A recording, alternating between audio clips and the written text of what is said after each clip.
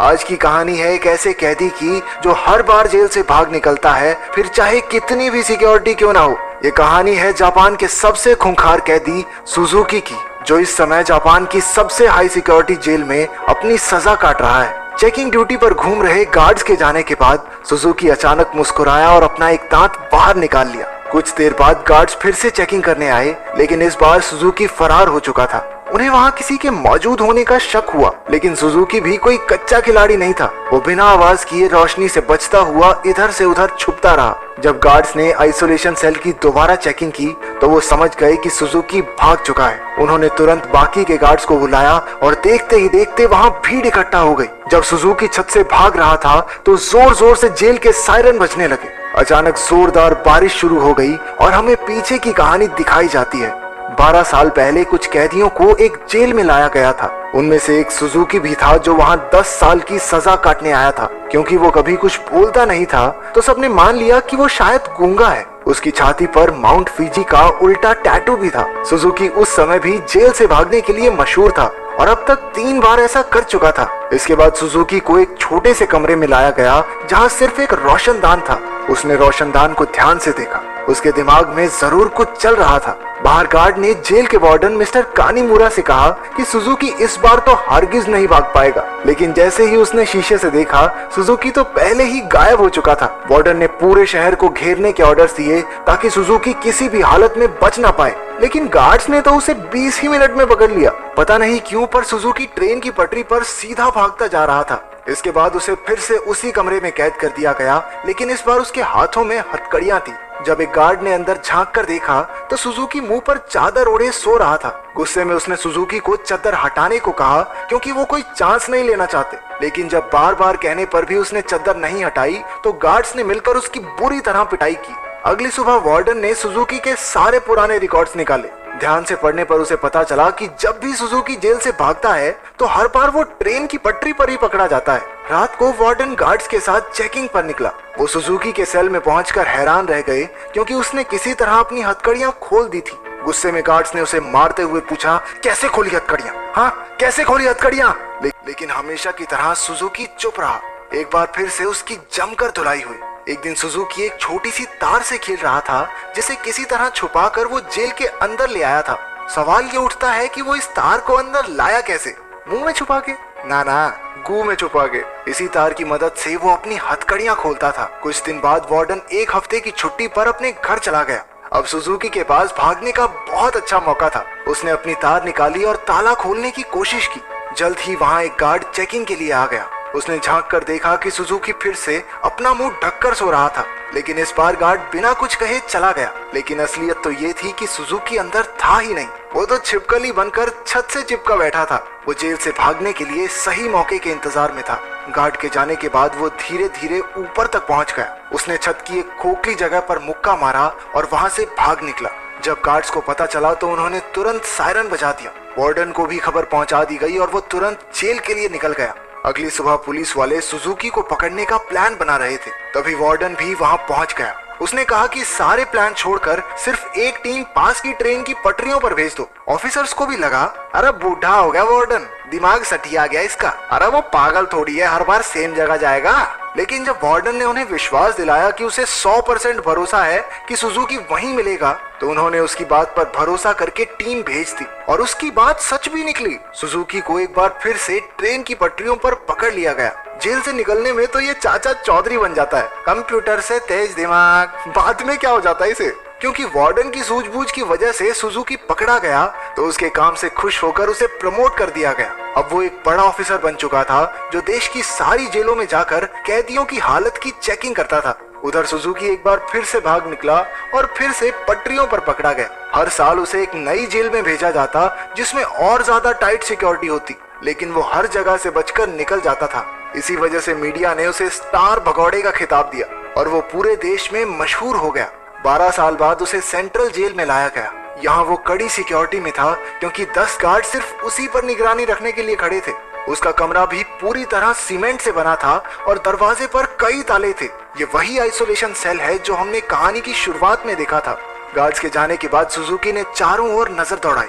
वो एक बार फिर से भागने की तैयारी में था। एक गार्ड ने खाना लाकर उसके सेल में रखा, लेकिन उसके जाने से पहले ही सुजुकी ने उसे पकड़कर हथकड़ी लगा दी।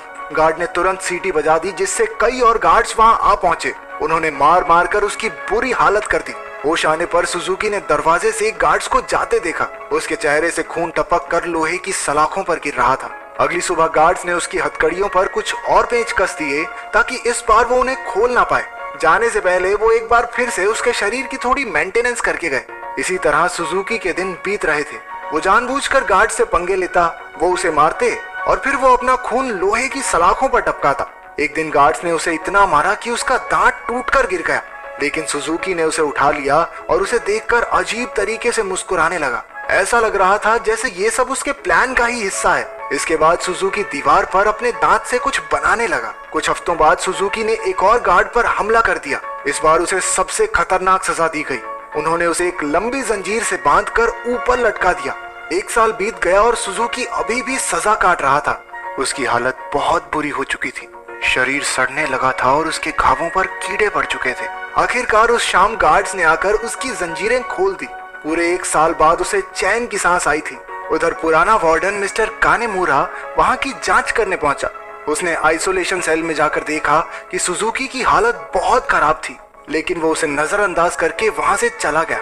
इसके बाद वही रात आई जहां से कहानी की शुरुआत हुई थी। जब बाहर बिजली कड़कने लगी तो सुजुकी ने अपने प्लान को अंजाम दिया। उसने अपना दांत निकाला और हथकड़ियों के पेंच खोलने लगा। असल में सुजुकी दीवार पर दांत से कुछ बनाता नहीं था, बल्कि वो तो उसे घिस घिस कर तीखा कर रहा था ताकि उसके इस्तेमाल से पेंच खोल सके। हथकड़ियों से आजाद होकर उसने दरवाजे पर जाकर लोहे की सलाखों को धक्का देना शुरू किया। लगातार खून टपकने की वजह से सलाखों पर जंग लग चुका था। कुछ ही पलों में सलाखें टूट गई और सुजुकी जेल से फरार हो गया। इसके बाद सुजुकी के जन्म की कहानी बताई गई। उसके पैदा होते ही उसकी माँ की मौत हो गई थी और उसका बाप जेल में सड़ रहा था। इसी वजह से वो अपने रिश्तेदारों के घर पला। एक दिन सुजुकी जंगल में प्रैक्टिस कर रहा था जब उसे दूर से एक आदमी आता दिखाई दिया। ये कोई और नहीं उसका बाप था। उन्होंने कुछ समय बातें की और तभी उसने अपने पिता की छाती पर माउंट फीजी का एक टैटू देखा। बदकिस्मती से जल्द ही वहाँ कुछ पुलिस वाले आ गए जो सुजुकी के पिता को पकड़ना चाहते थे। वो उन्हें देखकर रेल की पटरी पर सीधा सीधा भागने लगा। इस दिन सुजुकी ने कसम खाई कि एक ना एक दिन अपने पिता से जरूर मिलेगा। वर्तमान समय में सुजुकी फरार होकर एक बार फिर से पटरियों पर दौड़ रहा था। मिस्टर कानीमुरा ने पीछे से उसे रुकने के लिए आवाज दी और हैरानी की बात यह थी कि वो रुक भी गया। कुछ ही देर में गार्ड्स की एक टीम आकर उसे पकड़कर ले गई। देश की सबसे कड़ी सिक्योरिटी की जेल भी सुजुकी को नहीं रोक पाई, इसलिए मिस्टर कानीमुरा ने उसे धरती की सबसे खतरनाक जेल प्रिजन आइल में भेजने के ऑर्डर्स दे दिए। प्रिजन आइल किसी मामूली जेल की तरह नहीं थी। वो समंदर के बीचों बीच बनी थी जहां लगातार तेज बहाव रहता था और सबसे जरूरी बात, वहां ट्रेन की पटरी तो बिल्कुल नहीं थी और तो और समंदर शार्क से भरा हुआ था। इसलिए वहां से भागकर बच निकलना एकदम नामुमकिन था। जेल के अंदर के हालात भी इतने ही खतरनाक थे। पूरी जेल में चारों ओर हजारों गार्ड्स थे और अगर कोई कैदी भागने की कोशिश करता तो उसे देखते ही गोली मार देने के ऑर्डर्स थे। जब सुजुकी वहां पहुंचा तो उसे तुरंत उसके सेल में बंद कर दिया गया। वो कोई कमरा नहीं बल्कि कुछ रॉड्स थी जिन्हें सुजुकी के शरीर के आसपास ऐसे जोड़ दिया गया था जिससे भागना तो दूर वो हिल डुल भी ना सके। उधर कानीमुरा ने जेल की लाइब्रेरी में जाकर सुजुकी के बारे में जानकारी निकालनी शुरू कर दी। ढूंढने पर उसे कुछ पुरानी फाइल्स मिली जिन्हें वो पढ़ने लगा। उधर जेल में सुजुकी ध्यान लगाकर खड़ा था। हालांकि बाकी लोगों के लिए वहां से भागना नामुमकिन था, लेकिन सुजुकी के दिमाग में कुछ तो खिचड़ी पक रही थी। अचानक उसने अपने दोनों कंधों को डिसलोकेट कर लिया और उस छोटी सी जगह से सिकुड़कर धीरे धीरे बाहर निकलने लगा। एक कैदी ने उसे ऐसा करते देख लिया, लेकिन वो इतना नशे में भंड था कि कुछ बोल नहीं पाया। उधर कानीमुरा अभी भी अपनी रिसर्च कर रहा था कि जेल के सायरन बजने लगे। हालांकि परेशान होने की बजाय जेल का वार्डन खुश हो गया, क्योंकि वहां से बचकर निकलने का कोई रास्ता था ही नहीं। ऊपर से आज सारे गार्ड्स को एक कैदी को गोली मारने का मौका मिलेगा। मिस्टर कानीमुरा ने उसे समझाने की कोशिश की कि सुजुकी कोई आम कैदी नहीं है, लेकिन वार्डन ने उसकी बात को नजरअंदाज कर दिया। अगली सुबह कई गार्ड्स को बंदूकें देकर पूरे आइलैंड में फैला दिया गया। वार्डन अपने आदमियों को कुछ समझा रहा था कि वहां मिस्टर कानीमुरा आ गया। उसने वार्डन को बताया कि सुजुकी असल में अपने बाप को ढूंढने आया है जो इसी आइलैंड पर कैद है। ये सुनकर सब हक्के बक्के रह गए और तभी सुजुकी की असलियत का खुलासा हुआ। असल में अब तक जो भी हुआ वो सब सुजुकी के प्लान का एक हिस्सा था। वो बार बार जेल से भागकर जानबूझकर पकड़ा जाता था ताकि आखिरकार प्रिजन आइल तक पहुंच सके। उसका असली मकसद था अपने पिता को आजाद करवाना। आखिरकार सुजुकी अपने पिता से मिला और एक दूसरे को इतने साल बाद देखकर दोनों खूब रोए। बदकिस्मती से मिस्टर कानीमुरा वार्डन और बाकी के गार्ड्स के साथ वहीं आ रहा था, लेकिन उनके पहुंचने से पहले ही सुजुकी उस बूढ़े आदमी के साथ गायब हो गया। सुजुकी अपने पिता को आइलैंड के छोर तक ले आया। उसने पहले से ही वहाँ एक पैराग्लाइडर तैयार कर रखा था। दोनों पैराग्लाइडर पर चढ़े और दूर उड़ गए। दूसरी ओर मिस्टर कानीमुरा ने एक बूढ़े आदमी से बात करने की कोशिश की जो सुजुकी के पिता के साथ ही कैद था। तभी उसने माउंट फिजी का एक टैटू उस आदमी की छाती पर देखा, जिसका सीधा मतलब ये था कि इतने सालों की कड़ी मेहनत के बाद भी सुजुकी गलत आदमी को लेकर भाग गया। अब इससे बुरी किस्मत तो